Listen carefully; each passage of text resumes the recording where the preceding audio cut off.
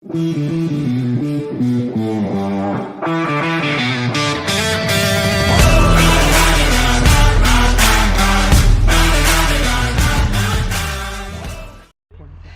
common, right? Nah, not more. Discarded ashes in a wastebasket. Same thing. Your iPhone left plugged in at night, sitting under a pillow. We've had multiple fires like that. The cords, you buy those cheap cords on Amazon. They're not rated. You leave them plugged in too long. You're smiling. You probably have one. I have one. But we buy them, right? Why am I going to spend $20 on a charging cable when I can get it for free? Those are some of the reasons. So think about that stuff. We talk about closing the door. I think you'll see a national movement on educating the public to close doors. When I leave my house in the daytime, nighttime, anytime I leave my house, my wife thinks I'm crazy, I shut every door. Every bathroom door, every closet door, every pantry, cabinet door, every single door is closed when I leave my house. Because everything shows that if a fire starts in a confined room, it's not going to come out of that room for a very long time. So if we can educate the public to close their door before they leave, close those doors, or if they get a fire in their house, to at least close the front door when they run out, you're going to keep that fire in check. You're going to keep it confined for a longer period of time. And that's what we tell you guys, right? We're talking about door control, door control. 30 years ago, if you told a firefighter to close the door behind the interior crew, they'd probably punch you. And now, if you don't do that, you're doing a disservice. Close the door behind you, confine that flow path, and keep that movement of air confined as much as you can. So we lit it probably, I don't know if anybody's keeping timer. 35 seconds ago. 35 seconds, we're already going from an incipient phase fire, and I would say it's starting to grow at this point. You see a little throw pillow already starting to off gas and starting to burn, so we're getting into that growth phase.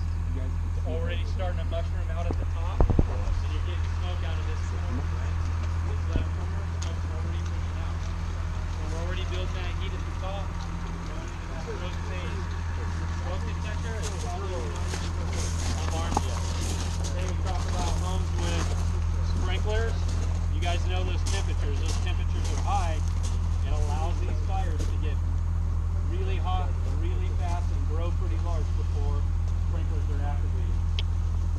So right about now, you might have enough to activate a smoke detector. Depends if you have them only in your hallways or your master bedroom, your living room. We need them in every single room.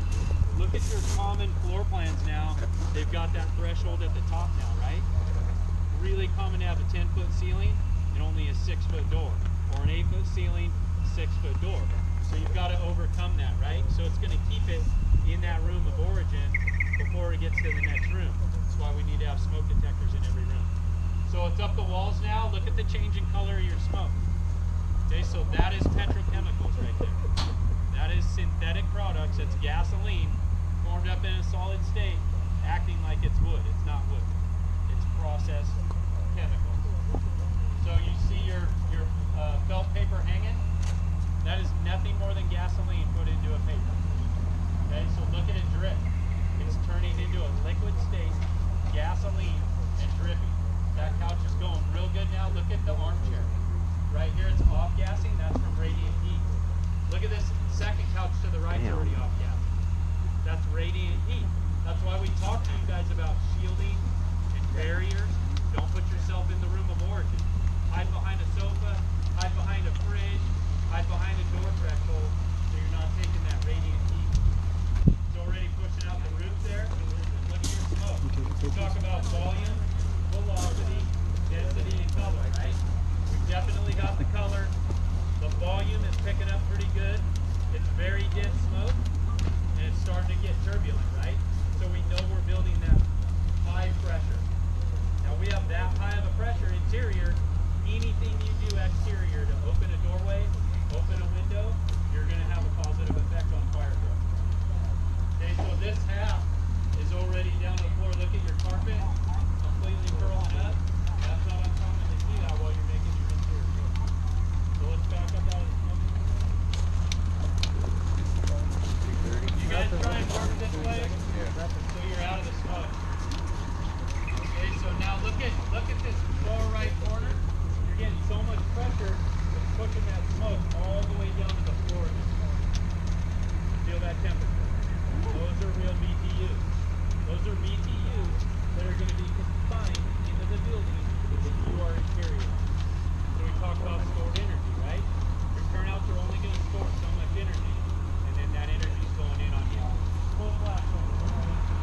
4 minutes, 10 seconds. 4 minutes, 10 seconds. Anybody feel one? Very. See,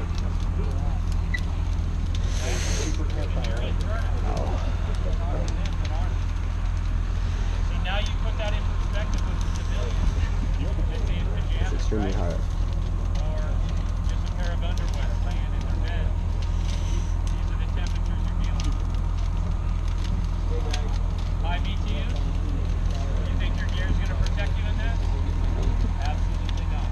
You have to be able to recognize a flashover condition. Whew. I think we're good.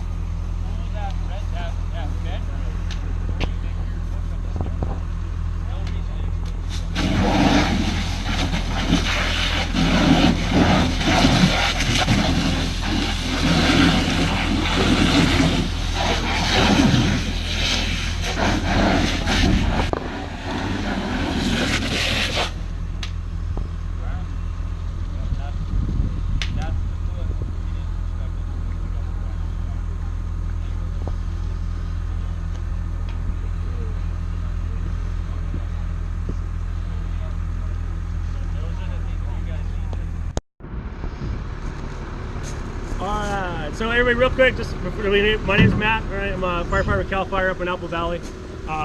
Danielle she asked that we can kind of show you guys the props of everything that you missed too the other days when you weren't here, which hopefully you'll all be here in the Fire Academy soon, and you'll be inside these things working on them right there with us. So this right here is our vent over fire prop. So one of the ways that we talked about, right, you guys saw all that smoke that was pushing out, right, all that heavy dense smoke. Well, vertical ventilation is one of our best tools to help remove that, right? We're basically going to take where the fire is in whatever room, and we're going to create a chimney. We're going to cut this big ass hole, and we're going to try and create an export for all that hot air to get out, all that hot gas, all that fuel, all that black smoke that you guys saw. So this right here, what we do is, so down on the bottom we have a couple stokers and usually a couple cadets too. We start feeding that fire up, getting it really hot, dark, smoky, and up top there's there's wooden rafters and other stuff that you'd have on a normal roof, right? We'd take those, they get their saw, they run the saw, they cut a big hole, and they punch it up, and then as soon as you punch that lid, you'll see, and it's inside is a great dynamic for it. It goes from hotter than hell, you're sitting there, sitting in the smoke, and you feel all that heat. They punch that hole, and it's immediate relief. All that, it just shoots straight out, right? Because heat rises or goes down. Which way does it go? Rises, right? So it shoots up through that hole. It's where it wants to go. So we basically create that. We force our way, and we create an extra opening for that heat to get out of. As soon as that happens, all of our interior conditions improve, both for suppression personnel and for civilians. So if we have, like I said, somebody in, how we were talking earlier, right, closing those bedroom doors, we have a fire in the bedroom, the next bedroom over, somebody's still asleep in there or knocked out or something else like that, they got overcome by the carbon monoxide, we create that hole, all that hot gas is going to rise, it's going to lower the temperature through the rest of the house. It's going to create more, we call it a survival profile. So that survival profile for whoever's inside goes up. And that's, again, like I said, something we're always trying to do is increase that survival profile for anyone trapped inside, right? So that's one of our props right there. The ladder's on the other side, so you guys come up, you got somebody with a hook, they sound the whole way, and you guys cut the hole and then bounce back down. This is our rollover prop. So you can kind of see it from a side angle, it makes it a little bit easier, right? So this whole top section, nobody's up there, but the whole top section, we fill it full of all of our normal combustibles, all the OSB, the plywood, all that other stuff. And what it does is it gives you a great example of to see what happens from the floor level, where everyone sits down here. You're right there, eye level with the ground, and you can see how that smoke banks down and how quickly it banks down and turns into all that fuel. What's great about this prop is it really shows kind of how Chief Jansen was talking about, of how all that smoke is fuel.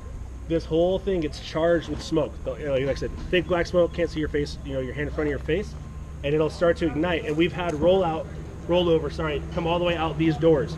So the fire is all the way in the front of the prop, and we have smoke, so the actual fire right where it's at burning the materials is back there, and we have flames coming out these doors.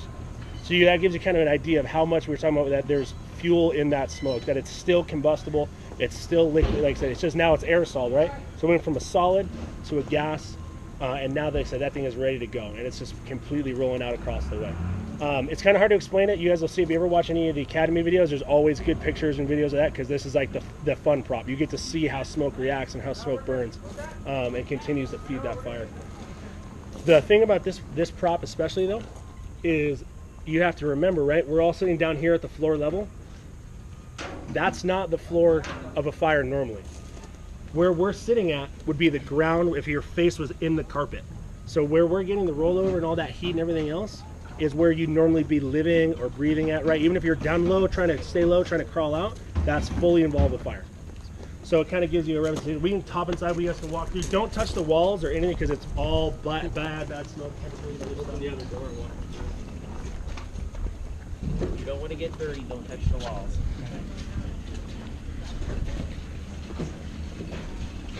So you guys can kind of feel it, just like I said, just don't lean against the walls. And look at this, right? This is all metal. Look at how this just completely transforms and bends metal, all this. So you can imagine the heat, right? And you can still smell it a little bit right now. So this is, like I said, this is our floor level, as if this was the room was on fire. So we lay like pieces of OSB or carpet or something like that, and you'll see it when you're in the room.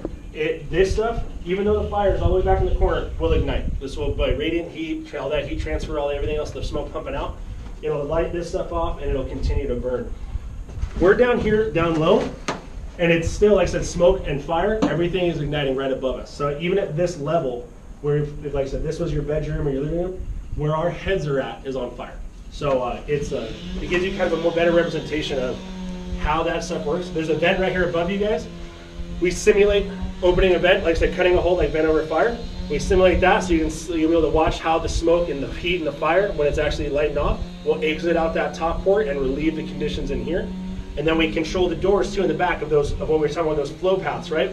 We open the doors, heat is released to the top of it, and fresh air rushes right into the base of this fire, and it like I said, it ignites and comes back out. It's like a big circle, right? Fresh air comes in, hits that fuel-rich environment that it needs the oxygen to burn, catches it, and it rolls all the way back out towards those doors, like I said, if it's in the right conditions. So you guys kind of like seeing the problems. Do you have any questions on either of those two before we pop over to the next one? It's kind of like the quick explanation. Cool, we can exit out the right door. Of what a transitional attack is. Right. So the down and dirty transitional attack, right? So we show up and the room is fully involved, kind of how that hotkey was, right? We can't make entry to that room, right? If we go in there, we're gonna be in the same hot spot that all that stuff is in. Well, up here on that second floor, we can simulate that that's a window, right? So what we can do quickly and efficiently is we can pull a line, come right to that base of that window, break it out with either a pike pole or one of our tools, something like that, and reach up in there and put water on that fire immediately, right? It's not gonna necessarily put the fire all the way out, but it's gonna buy us more time, right? It's gonna cool those conditions down. Anyone who's in that room, when it's like that, we did a transitional class in February, and we got the corner of that room up to 1400, 1200 degrees, right? So anyone in that room we have to light them up, right? That's not a survivable environment for anybody. Even in gear, we'd be toast. Doesn't matter. So what we're doing is we open up that window and introduce a lot of water, put that water in there and cool that environment down. And in the hallway next door to it, we went from 450 degrees down to 100. So now you're telling me if you have somebody in the hallway outside of that room, 100 degrees, pretty livable. Like we live down here in SoCal, right? It's 100 all the time. So now we're talking about making that a very, like I said, that survivor profile is way better for our victims who are not in that room, because anyone who's in that room, unfortunately, is gone. There's nothing we can do at that point, right? So it buys us more time, and it increases the chances for anyone else in the house. So that's part of the problem we run up top, and then we also run fire attack up there. So like I said, Megan, the idea that you have a fire on the second floor, make entry, bring up your hose line, and you're putting the fire out. So those are the main props that we use. There's also a vehicle prop over on the other side that's put away right now, but that simulates a vehicle fire, and working on that as well. So a lot of really quick information, but good stuff, like I said, for you guys, for all of you to consider, guys and girls, sorry, to consider and to move forward with, like I said, looking towards the fire academy. Does anyone have any questions or anything else? Tired of hearing me talk. Over it. Is ready to go. Awesome meeting you. Well done. Inside.